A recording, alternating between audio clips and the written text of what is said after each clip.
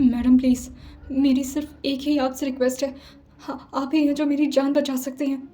अगर हो सके तो वो रेस्टोरेंट जो कि आपको गिफ्ट किया जा रहा था, आप बस एक बार उसे एक्सेप्ट कर लीजिए मैडम, वरना कल तक मेरी जान वो ले लेंगे। हे लिसनर्स, आ चुके आप लोग के लिए फोर्स्ड मैरिज विद मिनिस्टर का न्यू एपिसोड। तो चलिए इसे शुरू करते हैं। अब तक की कहानी में आप लोगों ने सुन लिया था कि आशी जो आर्यांश के दिए हुए उस रेस्टोरेंट को उनके मुंह पर ही रिजेक्ट करके वहां से चली जाती है। वहीं उनके सारे बॉडीगार्ड्स के दिल में थुक थुकी मचने लगती है, क्योंकि इस तरह से इस टोन में कभी भी आर्यांश शहजादा से कोई बात नहीं करता था, और अगर किसी ने बात करने की गलती कर भी दी तो फिर वो जिंदा नहीं बचता था। जैसे ही आशी ये बोल करके पूरे चोर में वहां से निकलती है, आर्यांश अपने चेयर से खड़े हो जाते हैं, और जैसे वो अपने चेयर से खड़े हुए थे, उनके असिस्टेंट शाश्वत और साथ ही वहां पर खड़े सारे बॉडीगार्ड्स जो अपने दिल पर अपना हाथ रख लेते हैं कि अब तो कोई बहुत बड़ा बवाल बचने वाला है। वहीं काव्या जो इस वक्त वेदाक्ष से बात कर रही थी, वहीं वेदाक्ष जो काव्या को समझाने की पूरी कोशिश कर रहा था कि वो किसी भी हालत में आशी और आर्यांश को एक करके ही रहेगा। आशी जो तुरंत ही काव्या के पास आती है और उसका हाथ जबरदस्ती अपने हाथ में लेते हुए कहती है, चलो यहाँ से। काव्या का एक हाथ जो इस वक्त वेदाक्ष के हाथ में था, और वहीं दूसरा हाथ इस वक्त आशी पकड़ रखी थी। आशी जो उसे लगभग खींचती है तो वेदाक्ष का हाथ काव्या के हाथ से छूट जाता है। काव्या जो पीछे मुड़ करके वेदाक्ष को देखती है। वेदाक्ष एक बार अपनी पलक झपकाता है और काव्या को आश्वासन देते हुए धीरे से कहता है, तुम बिल्कुल परेशान मत हो, मैं सब कुछ ठीक कर दूंगा। वहीं शाश्वत भी अब आर्यांश के बगल में आकर खड़ा हो गया था, और वह थोड़ा डरते हुए कहता है, सर मैडम जा रही हैं, आप उन्हें रोकेंगे नहीं? आर्यांश अपनी पॉकेट में हाथ डालते हुए कहते हैं, जाने दो उसे, कितना दूर भागेगी अपनी किस्मत से। जो उसकी किस्मत में लिखा है वो तो उसे मिलकर ही रहेगा। वहीं वेदाक्ष भी आर्यांश के दूसरे साइड में आते हुए कहता है, क्या लिखा है उनकी किस्मत में? वेदाक्ष की बात सुन करके आर्यांश जो अपने गॉगल्स को लगाते हुए कहते हैं, आर्यांश शहजादा उसकी किस्मत में लिख चुका है और वो अपनी किस्मत से भाग नहीं सकती। काव्या जो आशी से कहती है, आराम से चलना, तुझे कौन सी मिलिट्री फाइट में जानी है क्या? आशी जो उसे कहती है, तुम चुपचाप से चलो, और क्या बकवास कर रही थी तुम मुझसे? हाँ। काव्या जो कहती है, देख तेरी प्रॉब्लम है कि तुझे किसी में इंटरेस्ट नहीं आता है, लेकिन मैं तो लड़की हूं ना, वो भी नॉर्मल लड़की, तेरी जैसी गुंडी नहीं हूं मैं। आशी जो उसे पैसेंजर सीट पर थोड़ा धक्का देकर बैठाते हुए कहती है, चुपचाप से अंदर बैठो। और यही बोल करके वो भी ड्राइविंग सीट पर आ जाती है और अपनी धन्नों को लेकर के वहां से निकल जाती है। वही शाश्वत जो थोड़ा डरते हुए धीरे से पूछता है, अब क्या करना होगा सर? आर्यांश चलते हुए कहते हैं, श्रीकांत ओबेरॉय को मेरे पास लेकर आओ मेंशन में, उससे कुछ काम करवाना है मुझे। शाश्वत जो धीरे से अपना सिर हाँ मिलाते हुए कहता है, जी सर, एज यू से सर। वेदाक्ष और आर्यांश दोनों अब आकर के गाड़ी में बैठ चुके थे। वेदाक्ष और आर्यांश जो एक गाड़ी में ही बैठे हुए थे। वेदाक्ष आर्यांश को देखकर कहता है, वैसे मानना पड़ेगा भाई, क्या चॉइस है आपकी, मतलब नॉर्मल चीजें आपको पसंद ही कहाँ आती हैं। वही तो मैंने सोचा कि आपको अगर कोई लड़की पसंद आई होगी तो वो नॉर्मल तो बिल्कुल नहीं होगी, लेकिन इतनी खतरनाक, मतलब ठीक है आपकी पसंद है। आर्यांश एक बार उसे घूर कर देखते हैं तो वेदाक्ष थोड़ी देर के लिए चुप हो जाता है, मगर वो ज्यादा देर तक चुप रह नहीं पाता था, ये उसकी सबसे बड़ी कमजोरी थी। वो फिर से आर्यांश को देखकर उनकी तरफ थोड़ा टर्न होते हुए कहता है, वैसे भाई ये लड़की आपको मिली कहाँ थी पहली बार? I mean, ऐसा क्या चीज पसंद आ गया इसमें? मतलब माना कि बहुत खुददार लड़की है, बहुत ही ज्यादा सेल्फ रिस्पेक्टिव है, और एटीट्यूड तो मतलब कूट कूट के भरा हुआ है, लेकिन फिर भी आपको कैसे मिली ये लड़की? आर्यांश की आंखों के सामने लगातार आशी का ही चेहरा घूम रहा था। वेदाक्ष के बोलते ही आर्यांश की आंखों में वो पहला नजारा घूम जाता है जब आशी उन्हें फर्स्ट टाइम देखी थी। आर्यांश एक मंत्री थे, जिसकी वजह से वो जब भी रोड पर चला करते तो सारे रोड को खाली करवा दिया जाता था और सारी गाड़ियों को साइड करवा दिया जाता था। कोई भी गाड़ी उनके आगे नहीं चल पाती थी। अगर उनकी गाड़ी कहीं जा रही है तो सबसे पहले रास्ता मंत्री जी की गाड़ी को ही दिया जाता था। वहीं एक बार आर्यांश जो एक बिजी रोड पर थे, सारा ट्रैफिक जाम हो गया था क्योंकि आर्यांश की गाड़ी वहां से गुजर रही थी। मगर तभी आर्यांश के गाड़ी के ठीक सामने एक गाड़ी आकर के रुक जाती है। वहीं पीछे से पुलिस उस गाड़ी को लगातार दौड़ाए जा रही थी, मगर वो गाड़ी इतनी स्पीड में थी कि वो तुरंत ही आकर के आर्यांश की गाड़ी के सामने रुकती है। अचानक से यूं इस तरह से आर्यांश की गाड़ी के सामने एक कार आने की वजह से आर्यांश की गाड़ी पर थोड़ा जोर से ब्रेक लगाना पड़ता है। आर्यांश भी थोड़ा आगे की तरफ झुक जाते हैं। उनकी भौं में एकदम से सिकुड़ गई थी कि आखिर इतनी हिम्मत किसकी हो गई कि उनके गाड़ी के सामने कोई अपनी गाड़ी ले आकर के पार कर रहा है। तभी उस गाड़ी में से एक लड़की निकलती है। सारे पुलिस वालों को लगा था कि यह जरूर आर्यांश का कोई दुश्मन हो सकता है, जिसकी वजह से सारे पुलिस वाले उसको घेर लिए थे। वहीं मंत्री की गाड़ी के सामने आने की वजह से उनके पीछे पीछे कुछ और गाड़ियां भी आ रही थी, जो कि उन्हीं के पार्टी के लोगों की थी। उसमें से एक आदमी जो बाहर निकलता है और आशी के सामने आते हुए कहता है, तुम्हारी हिम्मत कैसे हुई, मंत्री जी की गाड़ी के सामने आ गई तुम। आशी जो बिना डरे अपने स्लीव्स को ऊपर फोल्ड करते हुए कहती है, ओ हेलो, तुम लोग समझते क्या हो खुद को? अरे नौकर हो तुम लोग हमारे, जनता के सेवक हो तो सेवक बनकर के रहो, महाराजा बनने की जरूरत नहीं है। और पीछे एम्बुलेंस खड़ी हुई है, दिमाग नहीं क्या तुम्हारे मंत्री जी को? वहां पर तभी से एक पेशेंट तड़प रहा है, उसकी जिंदगी से ज्यादा इंपॉर्टेंट है तुम लोगों की शान चौका दिखाना। चुपचाप से उस गाड़ी को पहले बाहर आने दो। ओ भाई साहब, आप ही की बात कर रही हूँ, वो एक पुलिस वाले से कहती है। इतने सारे भीड़ में आशी बिना डरे बिना किसी खौफ के इस तरह से पुलिस वाले को बोलती है तो सारे लोग उसकी तरफ देखने लगते हैं। वो उनके सामने आते हुए कहती है, एम्बुलेंस को जगह दीजिए पहले, मंत्री जी बाद में भी जा सकते हैं। वो पुलिस वाला एकदम से हड़क जाता है। पहले तो उसे बहुत गुस्सा आता है, मगर सामने लड़की खड़ी थी जिसकी वजह से वो कोई एक्शन भी नहीं ले पाता। अगर कोई लड़का होता तो इस वक्त तक तो उसकी पिटाई हो चुकी होती, मगर मंत्री जी की गाड़ी वहीं पीछे खड़ी थी और कहाँ उसकी इतनी हिम्मत थी कि वो मंत्री जी की गाड़ी के आगे एम्बुलेंस को जगह दे सकता था। वो पुलिस वाला अपना सिर नीचे झुकाते हुए कहता है, देखिए मैडम, चुपचाप से यहाँ से चले जाइए, मैं कोई तमाशा नहीं खड़ा करना चाहता। आज जो कहती है, तमाशा तो मैं खड़ा करूंगी अगर तुमने वहां उन लोगों को जाने की जगह नहीं दी तो। एम्बुलेंस को जाने की जगह पहले मिलनी चाहिए, इतना कॉमन सेंस नहीं तुम्हारे पास। देखिए, मुझे लगता है कि अभी आप नए नए पोस्ट पर आए हैं, लेकिन फिर भी कांस्टेबल साहब, इतना अकल तो छोटे बच्चों को भी होता है कि किसी की जिंदगी सबसे ज्यादा इंपॉर्टेंट होती है। इस तरह का बाहर हंगामा खड़ा होने की वजह से अब आर्यांश को खुद ही बाहर निकलना पड़ता है। वो जैसे ही अपनी गाड़ी का दरवाजा खोलते हैं, सारे पुलिस वालों के पसीने छूट जाते हैं। अब सबको समझ आ चुका था कि आशी की क्या हालत होने वाली है। आशी जो अपने लड़ाई में ही व्यस्त थी, उसे नहीं पता था कि पीछे कौन आ रहा है। सारे पुलिस वाले उन्हें सैल्यूट मारते ही कि तभी वो इशारा करके सबको शांत कराते हैं और पीछे से ऑर्डर देते हुए कहते हैं, एम्बुलेंस को जगह दे दो। आशी जो अभी भी सामने खड़े पुलिस वाले से लड़ने में बिजी थी, जिसकी वजह से वो पीछे आर्यांश को नहीं देख पाती। आर्यांश खुद अपने हाथों से एम्बुलेंस को जाने के लिए कहते हैं। उनके इशारे पर तुरंत ही सारे पुलिस वाले साइड हो जाते हैं और एम्बुलेंस के लिए जगह छोड़ देते हैं। आर्यांश फिर से अपनी गाड़ी में आकर बैठ जाते हैं और लगातार उनकी नजर आशी पर गड़ गई थी। किसी को भी उम्मीद नहीं थी कि आर्यांश शाहजादा उस लड़की को बिना कुछ कहे बिना कुछ बोले ऐसे ही जाने देंगे, जिसने आर्यांश शाहजादा की गाड़ी को बीचों सड़क पर रोकने की हिम्मत की थी। वहीं आसपास की सारी जनता जो इस वक्त आशी यानी कि अश्विनी राठौर के बहादुरी पर तालियां बजाने लगी थी, और इससे आर्यांश शाहजादा को बहुत ही ज्यादा एम्बैरेसमेंट फील हुई थी।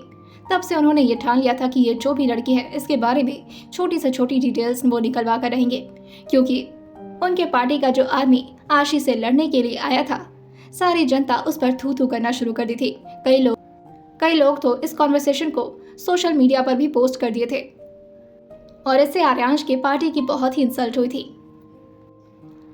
वेदाक्षो आर्यांश के हाथ पर अपना हाथ रखते हुए उन्हें हल्का सा होश में लाते हुए कहता है, भाई कहाँ गुम हो गए, कुछ पूछा मैंने आपसे। आर्यांश जो अपने ख्यालों से बाहर आकर वेदाक्ष को देखते हैं और अपना हाथ उसके हाथ से हटाते हुए कहते हैं, जहां भी मिली थी, बस इतना जान लो कि किसी भी हालत में मैं उसे अपना बना कर रहूंगा। वेदाक्ष कहता है, प्लीज भाई प्लीज कुछ करो, मुझे लगा था कि ये कैफे शॉप वाला आइडिया काम करेगा और कोई भी लड़की इतने बड़े रेस्टोरेंट को मना कैसे कर सकती है। मान लखनऊ के इतनी बड़ी रेस्टोरेंट को खुद मना कर दिया उसने। भाई आपको पता है ना, उसकी फ्रेंड है, एक काव्या नाम की लड़की है। भाई अगर आशी के साथ आपकी शादी नहीं हुई तो फिर काव्या के साथ क्या मेरी सेटिंग भी नहीं होगी। आर्यांश उसे घूर कर देखते हैं और उससे कहते हैं, तुम्हें अपनी कुछ ज़्यादा ही चिंता है, पहले आशी को मेरे साथ आने दो, उसके बाद वो जो भी लड़की है। आर्यांश की बात सुन करके वेदाक्ष कहता है, काव्या नाम है भाई, जो भी लड़की नहीं, काव्या। आर्यन जो कहते हैं जो भी हो आई डोंट केयर, और वैसे भी मैं किसी और लड़की का नाम अपने होठों पर नहीं लेना चाहता, ये हक सिर्फ आशिका है। वेदाक्ष जैसे ये सुनता है वो अपने भाई को देखते हुए कहता है, ओहो इतना प्यार है आपको आशी जी से। कोई बात नहीं भाई, कोई बात नहीं। वेदाक्ष को आर्यन घूर कर देखते और कहते हैं, और तुम क्या तब से आशी आशी कर रहे हो? होने वाली भाभी है तुम्हारी, भाभी बोलो उसे, अगर अपनी जिंदगी को सही सलामत जीना चाहते हो तो। वेदाक्ष साइड होते हुए कहता है, हाँ ओके भाभी, आशी भाभी। वही आशी जो तनतनाते हुए अपनी गाड़ी को चलाए जा रही थी, काव्या जो से कहती है, अरे शांत हो जा देवी, कौन सा भूत चढ़ गया तेरे ऊपर। आशी जो पूरे फोर्स में स्टीयरिंग को इधर घुमाती तो कभी उधर, जिसकी वजह से काव्या भी बहुत ज्यादा डिसबैलेंस हो रही थी। वो भी कभी लेफ्ट घूमती तो कभी राइट। वो आशी से कहती है, देख बहन, तुझे गुस्सा आ रहा है ना तो तू अकेली गाड़ी चला ले, मैं ऑटो से चली जाऊंगी। हाँ। आशी जो से कहती है, मरेंगे तो साथ में मरेंगे, और क्या करेगी तू मेरे बिना जी करके। काव्या जो कहती है, ओए पागल है क्या तू, देख तेरा मन होगा मरने वरने का, मेरा ऐसा कोई प्लानिंग नहीं है। वैसे भी वो कितना हैंडसम है और कितना अच्छे से बात भी करता है। तुम्हें पता है आज मैं इमोशनल हो गई थी तो उसने मुझे इतने प्यार से गले लगाया। ओह माय गॉड, उसके डिम्पल्स भी बहुत सुंदर है, एकदम एस्थेटिक बंदा है वो। मुझे उसके साथ अपनी पूरी लाइफ जीनी है। ये आराम से, पागल हो गई क्या? आशी जो एकदम किसी गाड़ी से लड़ते लड़ते बची थी, अचानक से ब्रेक मारने की वजह से पूरी तरह काव्य आगे आ जाती है और उसका सिर जो ऑलमोस्ट डैशबोर्ड पर लगने ही वाला था, लेकिन उसने सीट बेल्ट लगाया हुआ था जिसकी वजह से वो बच जाती है। वो जोर जोर से सांसें लेते हुए कहती है, नहीं तेरे साथ नहीं जाऊंगी, तू तो मरवा देगी मुझे, मैं जा रही हूँ। और वो सीट बेल्ट खोलते हुए गाड़ी से बाहर निकलने लगती है। आशी जो उसका एक हाथ पकड़ते हुए बिना उसकी तरफ देखते हुए कहती है, क्या चाहती है, मैं खुद तुझे अपनी गाड़ी से उड़ा दूँ? काव्या जो कहती है, हे भगवान, मुझे क्या मारने के पीछे पड़ी हुई है, मैंने क्या बिगाड़ा तेरा। आशी जो कहती है, मुझे गुस्सा आ रहा है, और इतना ज़्यादा गुस्सा आ रहा है कि मन तो कर रहा है ना कि उनके मेंशन में जाऊं और उनके सारी गाड़ियों को ब्लास्ट कर दूं। वहीं आशी जो गुस्से में कहती है, उनकी हिम्मत कैसे हुई, अश्विनी राठौर को खरीदने की बात कर रहे थे, रेस्टोरेंट गिफ्ट कर रहे थे मुझे। काव्या जो इस वक्त आशी से कुछ भी नहीं कहना चाहती थी, वो जानती थी कि इस वक्त आशी को कुछ भी समझाना पत्थर पर अपने सिर मारने जैसा है, क्योंकि इस वक्त आशी किसी की भी कुछ भी नहीं सुनने वाली। आशी जो फिर से अपनी गाड़ी को पूरी रफ्तार में चलाना शुरू कर देती है और वो गाड़ी चलाते चलाते बोल रही थी, अश्विनी राठौर को कुछ ज़्यादा ही हल्के में ले रहे हैं लोग। मैं भी देखती हूँ कि कैसे मुझसे शादी करते हैं। शादी तो दूर की बात है, कल की एंगेजमेंट भी कैसे करते हैं मैं ये देखती हूँ। ऐसा तमाशा खड़ा करूंगी ना कल। काव्या जो अब आशी को कंट्रोल करने की पूरी कोशिश करते हुए कहती है, देख आशी, आई अंडरस्टैंड कि तुझे बहुत बुरा लगा है, लेकिन ऐसी भी कोई बहुत बड़ी गलती की नहीं थी उन्होंने। वो बहुत ही धीरे और डरते हुए ये बोल रही थी। आशी जो उसे घूर कर देखती और कहती है, तू तो कुछ ज़्यादा सपोर्ट कर रही है उन्हें, एक काम कर, तू उन्हीं के घर चली जा। काव्या जो थोड़ा शर्माते हुए अपनी पलक झपकाते हुए कहती है, वो भी दिन जल्दी आएगा जब मैं वेदाक्ष हम दोनों एक साथ होंगे। Oh my God. अब आशी का घर भी आ चुका था। वो तुरंत ही अपने घर के बाहर ब्रेक मारते हुए कहती है, उतर जा, निकल निकल, तुरंत निकल। तुम मेरी दोस्त है ना, लेकिन उनकी टीम में है, तो एक काम कर, तू निकल जा, और तुझसे तो मैं कुछ भी शेयर भी नहीं करूंगी। तू जा, मना अपना हनीमून अपने वेदाक्ष जी के साथ। काव्या जो कहती है, हाँ बिना शादी के कोई हनीमून बनाता है? आशी जो चिढ़ते हुए कहती है, अरे यार तू पका मत यार, तू निकल ना। और फिर वो अपनी गाड़ी अपने घर के अंदर ले आती है। सारे लोग जो उसी का वेट कर रहे थे, वहीं जैसे ही सुरभि जी उसकी धन्नों की आवाज़ सुनती है, वो भी बाहर आते हुए कहती हैं, आ गई मेरी बच्ची। आशी जो इस वक्त बहुत ही ज़्यादा गुस्से में थी, जिसकी वजह से वो सुरभि जी की बात को पूरी तरह से अवॉइड करते हुए अपनी धन्नों का दरवाज़ा जोर से खोलती है और उसे धड़ाके से बंद करते हुए वहाँ से ऊपर की तरफ जाने लगती है। आशी का रूम जो सेकंड फ्लोर पर था और जो सीढ़ियाँ थी वो बाहर से ही होकर के ऊपर की तरफ जाती थी, जिसकी वजह से आशी को अंदर जाना ही नहीं पड़ता। वो तुरंत ही अपनी सीढ़ियों से चढ़ करके ऊपर की तरफ पहुंचती है और अपने रूम में जल्दी से जाकर घुस जाती है और अपने रूम का दरवाज़ा जोर से बंद कर देती है। वो इस वक्त बहुत ही ज़्यादा फ्रस्ट्रेटेड थी और उसका गुस्सा जो 7वें आसमान तक पहुंच चुका था। वो तुरंत ही बेड पर आकर बैठती है और अपने दोनों फिंगर से अपने फोरहेड को रब करते हुए खुद को काम डाउन करने की पूरी कोशिश करने लगती हैं कि तभी बाहर से सुरभि जी जो डोर को बार बार नॉक करते हुए कहती हैं, आशी, आशी सब ठीक तो है? क्या हो गया? तुम मुझसे बात क्यों नहीं कर रही हो? बार बार सुरभि जी के बोलने पर आशी जो थोड़ा गुस्से में कहती है, माँ प्लीज यार, थोड़ी देर प्राइवेसी नहीं मिल सकती क्या मुझे? आप प्लीज थोड़ा टाइम दो मुझे, उसके बाद मैं आकर के आपको सब कुछ बताती हूँ। आशी जल्दी अपने मॉम से इस तरह बात नहीं किया करती थी, और अगर वो कभी इस तरह बात करती थी तो वो सुरभि जी समझ जाती थी कि इस वक्त आशी का मूड बहुत ज्यादा खराब है। वो और ज्यादा आशी को परेशान नहीं करती और वहां से चली जाती हैं।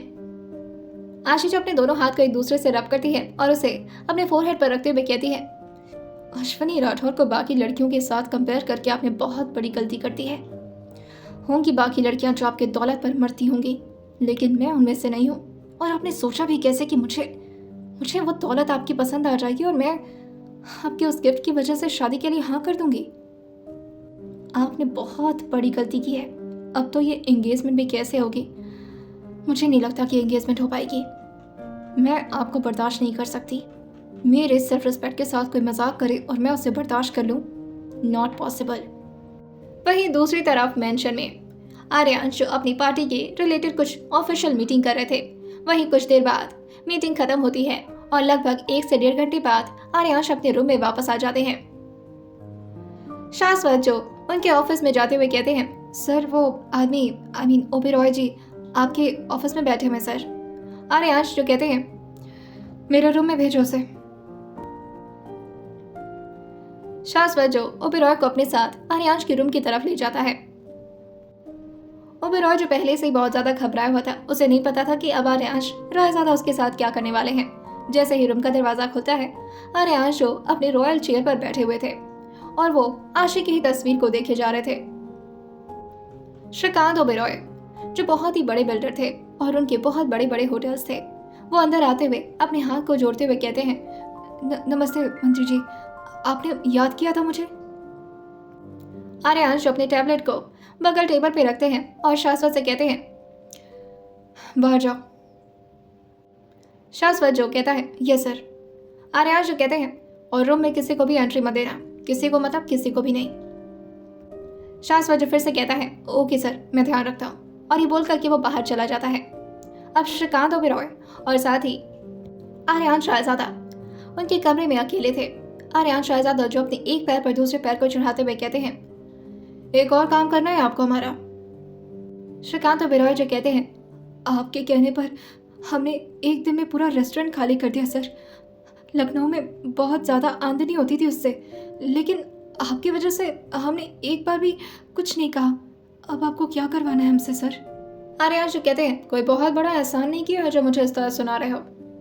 क्या तुम्हारी जिंदगी से ज़्यादा कीमती है वो होटल? श्रीकांत जो अपनी गलती को रियलाइज करते हुए कहते हैं, नहीं सर, ऐसी बात नहीं है। बस आप हुक्म करिए सर, क्या करना है? आप कहें तो मैं मुंबई वाला होटल भी खाली कर देता हूँ और कोई बैंगलोर में भी। आर्यांश कहते हैं, फालतू बकवास मत करो, जितना कह रहा हूँ उतना ध्यान से सुनो। श्रीकांत अपना सिर नीचे झुकाते हुए कहता है, जी सर बोलिए। आर्यांश कहते हैं, तुम्हें इस लड़की के घर पर जाना है, और वो आशी का फोटो उन्हें दिखाते हैं। श्रीकांत उस लड़की को ध्यान से देखने लगता है तो आर्यांश उस टैबलेट को साइड में रखते हुए कहते हैं, मेरी होने वाली बीवी है तो उसके सामने अपनी नज़र नीचे रखना। श्रीकांत जो कहता है, जी सॉरी सर।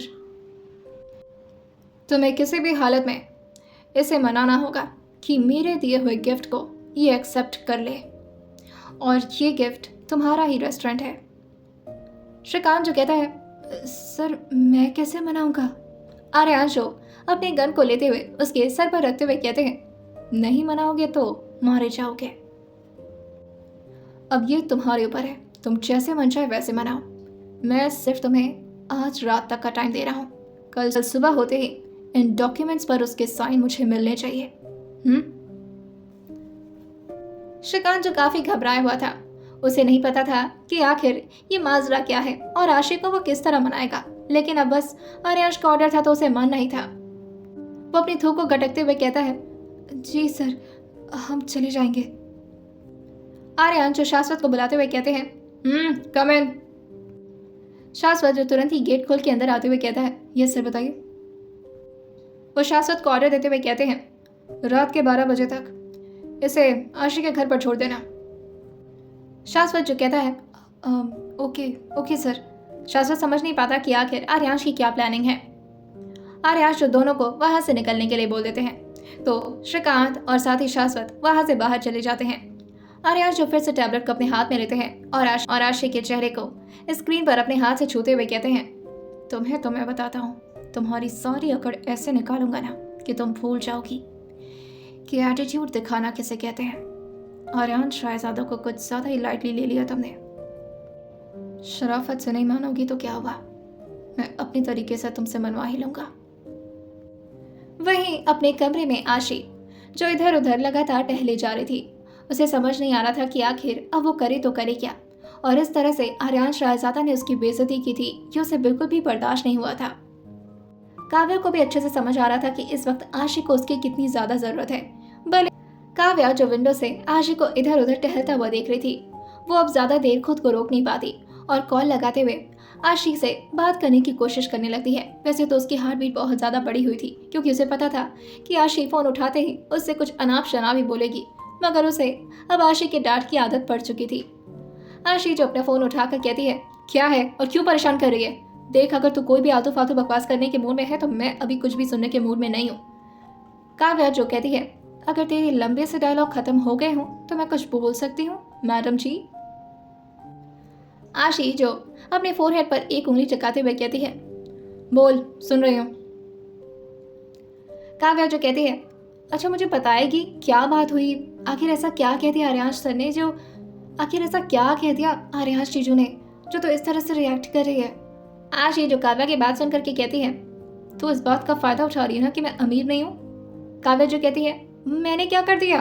आशी जो कहती है, तुझे पता है कि मैं फोन पटक करके इस वक्त तोड़ नहीं सकती और तू इस वक्त मेरे सामने नहीं कि मैं तेरा मुंह तोड़ दूं। तू बार बार उन्हें जीजू क्यों बुलाती है, और वो भी इस वक्त जब मुझे उनके नाम से भी नफरत हो रही है।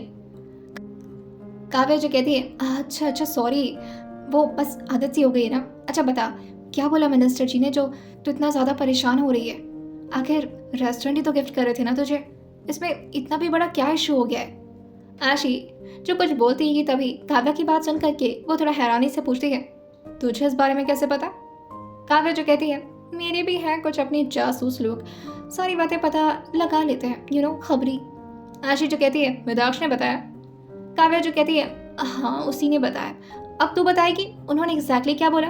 आशी जो कहती है, क्या ही बोलेंगे, बस अपना रौब दिखा रहे थे, लेकिन उन्हें पता नहीं कि आशी यानी कि अश्विनी राठौर गरीब हो सकती है मगर भिखारी नहीं है। और एहसान दिखा रहे थे यार, वो ऐसा लग रहा था जैसे कि आप किसी भिखारी को कोई भीख देते हो ना तो वो एक चेहरे पर रौब रहता है कि हाँ मैं तो तुम्हें कुछ दे रहा हूँ। एग्जैक्टली बिल्कुल वैसा ही था उनके चेहरे पर, और वो मुझे शो ऑफ कर रहे थे कि उनके पास कितना पैसा और मेरे पास कुछ नहीं है।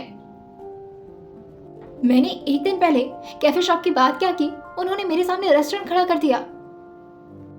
काव्या जो कहती है, यार मुझे समझ नहीं आता तू क्या चीज क्या यार, तू मतलब कोई भी लड़की के लिए कितनी बड़ी बात होगी कि उनका हस्बैंड जो भी हस्बैंड बना भी नहीं है वो एक बार में एक बार कहने पर उसकी डिमांड को इस तरह पूरा कर दे रहा है, फिर वो चाहे कितनी भी बड़ी डिमांड क्यों ना हो।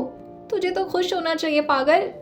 आशी जो कहती है, यही तो प्रॉब्लम है नॉर्मल लड़कियों में, वो समझती हैं कि उनके हस्बैंड अगर उन्हें कुछ दे रहे हैं तो वो उनकी डिमांड पूरी कर रहे हैं, मगर ऐसा कुछ नहीं है। वो जिंदगी भर के लिए कलेश करने के लिए ना उन्हें मौका चाहिए होता है। वो जिंदगी भर का एहसान तुम्हारे सर पर रख देंगे और फिर पूरी जिंदगी तुम्हें सुनाएंगे कि तुम उनकी बदौलत जी रही हो। और मैं अश्विनी राठौर ये सब सुनने के लिए नहीं बनी है, मैं सिर्फ सुनाने के लिए बनी हूँ और मुझे किसी का एहसान नहीं चाहिए।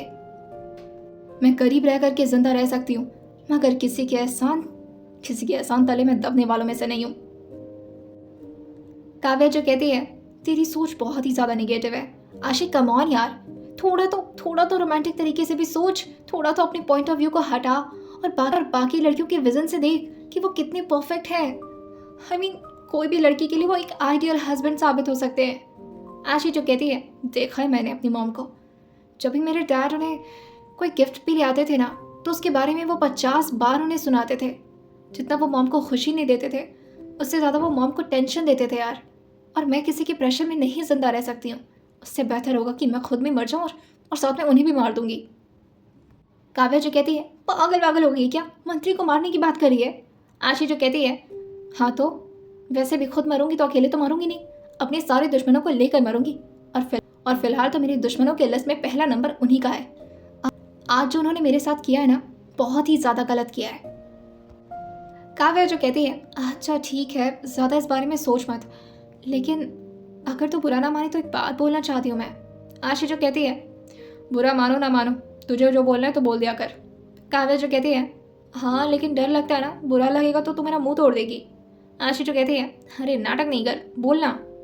काव्या जो उसे समझाते हुए कहती है, देख यार, तुझे भी इसे एहसान क्यों समझ रही है, इसे लोन की तरह भी तो ले सकती है ना। अब देख, तू नौकरी क्यों ढूंढ रही थी, तुझे परमानेंट जॉब सिर्फ इसलिए चाहिए था ताकि तू लोन ले सके और फिर किसी बिल्डिंग को रेंट पर लेकर के उसे कैफ शॉप बना सके और फिर बहुत ही अच्छी तरीके से बिजनेस को रन कर सके।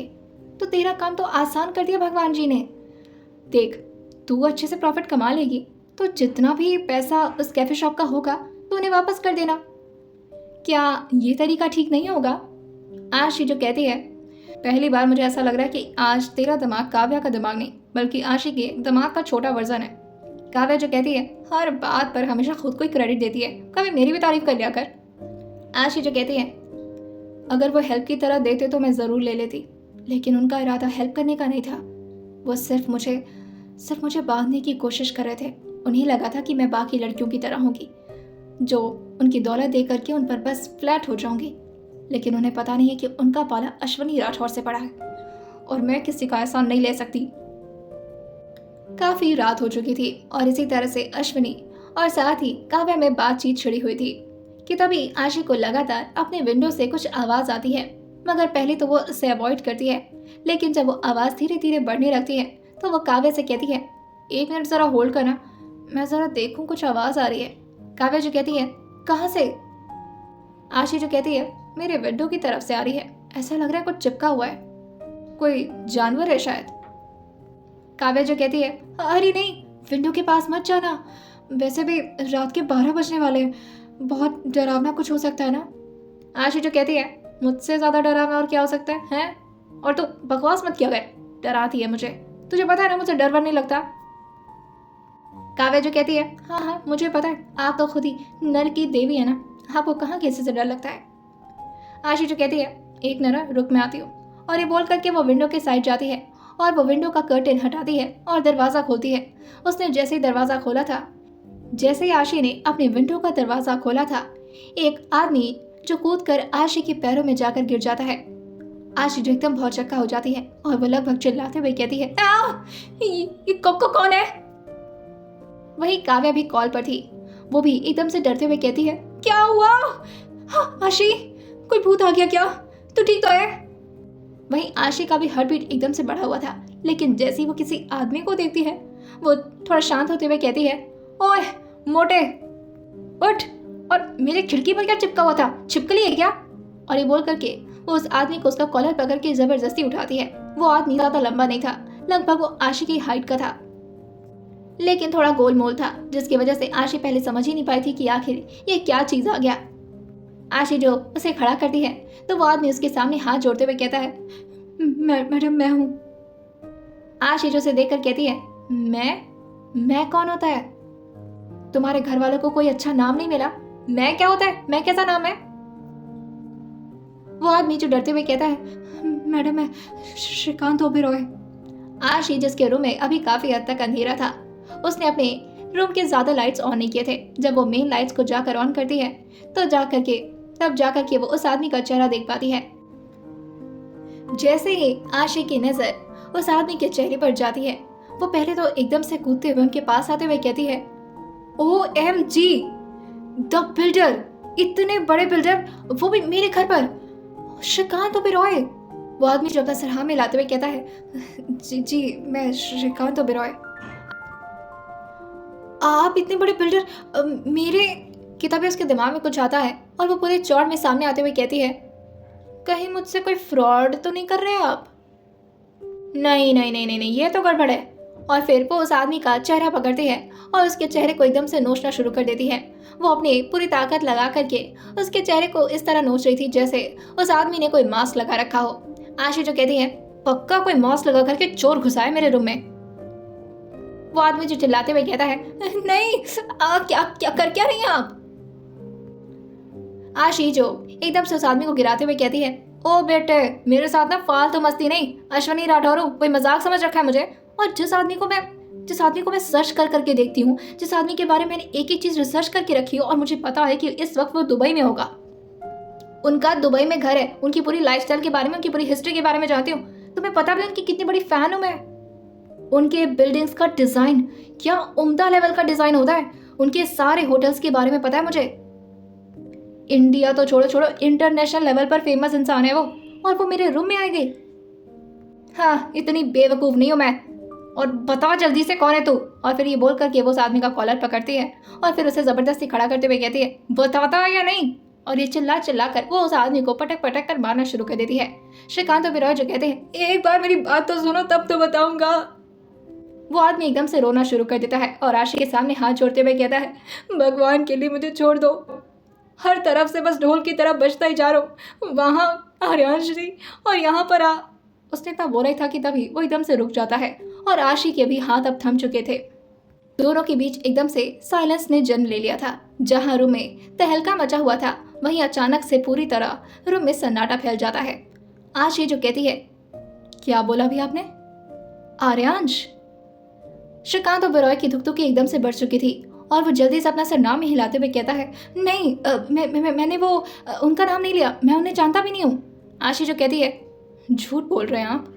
आशी की बात सुन करके वो आदमी कहता है, मैडम प्लीज। और ये बोल करके वो उनके सामने अपना हाथ जोड़ते हुए कहता है, देखिए आप समझ नहीं रहे हैं, ये रखिए आप। और ये बोल करके वो पेपर्स को उनके सामने लाते हुए कहता है, ये पेपर है, आप प्लीज इस पर साइन कर दीजिए मैडम। आशी जो कहती है, ये कैसा पेपर है और आप श्रीकांत ओबेरॉय? कि तभी श्रीकांत जो पीछे जाते हुए कहता है, एक बार और, अब अगर आपने कोशिश की ना ये जानने की कि मैं श्रीकांत ओबेरॉय हूँ या नहीं, तो कहीं ऐसा ना हो कि मेरा होलिया इतना बिगड़ जाए कि फिर कोई मुझे पहचाने ना कि मैं श्रीकांत ही हूँ या नहीं, फिर मुझे सच में अपना ही मास्क बनवा कर लगवाना पड़ेगा मैडम। आशी जो कहती है, अच्छा ठीक है लिए, लेकिन मेरे रूम में श्रीकांत ओबेरॉय क्या कर रहे हैं? इतना बड़ा हस्ती मेरे रूम में, वो भी खिड़की से लटक कर आ रहे। ये माजरा अभी भी हजम नहीं हो रही मुझे। श्रीकांत जो कहता है, मैडम आपको जो भी प्रूफ चाहिए ना, आप थोड़ी देर बाद ले लीजिएगा, अभी मैं थोड़ा पानी मिलेगा क्या मुझे? आशी कहती है, हाँ देती हूँ। और ये बोल करके वो बगल में टेबल पर रखे ग्लास को उन्हें देते हुए कहती है, अगर आप श्रीकांत ओबेरॉय हैं तो पी लीजिए पानी और आराम से बैठ जाइए।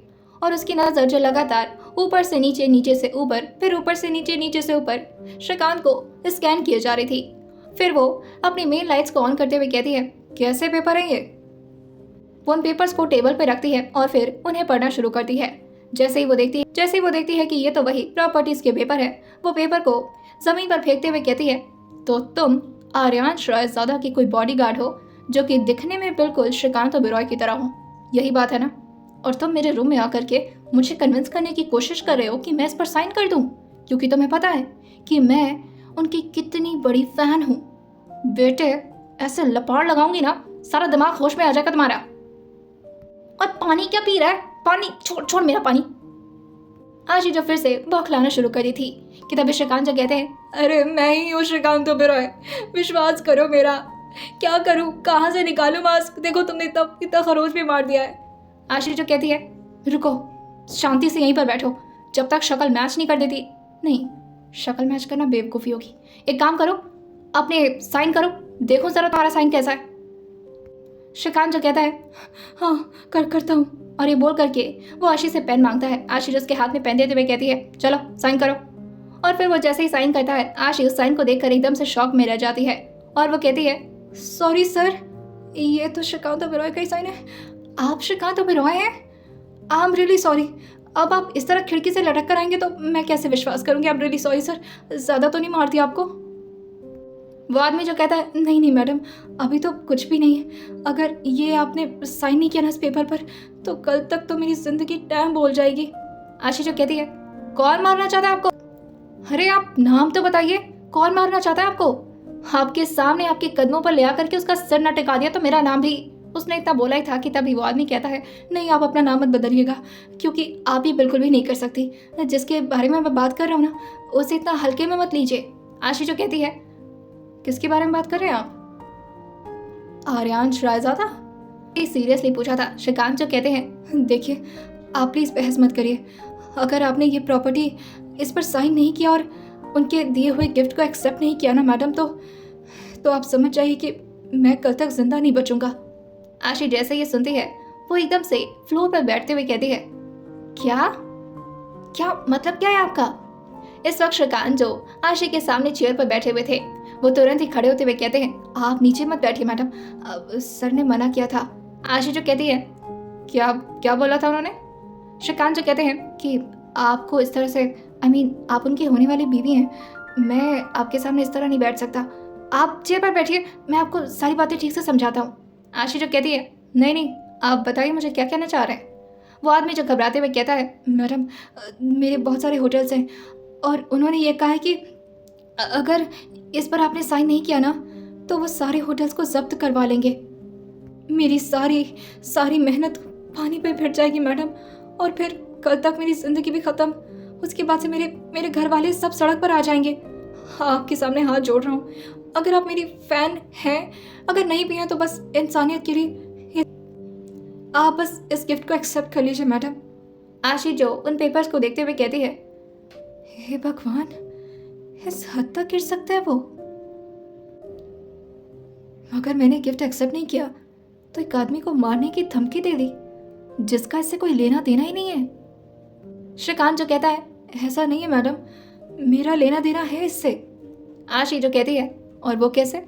श्रीकांत जो कहता है, ये जो रेस्टोरेंट आपको दिया जा रहा है ये मेरा ही रेस्टोरेंट है। आशी जैसे ये सुनती है वो एकदम से हैरानी में श्रीकांत को देखते हुए कहती है, क्या आपका रेस्टोरेंट? श्रीकांत जो कहते हैं, ये बात उन्हें मत बताइएगा कि मैंने आपको बता दिया, लेकिन सच कहूँ तो 2 दिन पहले मुझे ऑर्डर आया था कि रेस्टोरेंट खाली कर दूँ। अब बस आपके ऊपर है मेरी ज़िंदगी मैडम। आइए जानते हैं आखिर क्या करेगी अब आशी। वो पूरी तरह से कंफ्यूज तो हो चुकी है, मगर क्या वो हार मान जाएगी? आइए जानते हैं। सुनते रहिए फोर्स्ड मैरिज विद मिनिस्टर सिर्फ और सिर्फ स्टोरी विद सौम्या के साथ।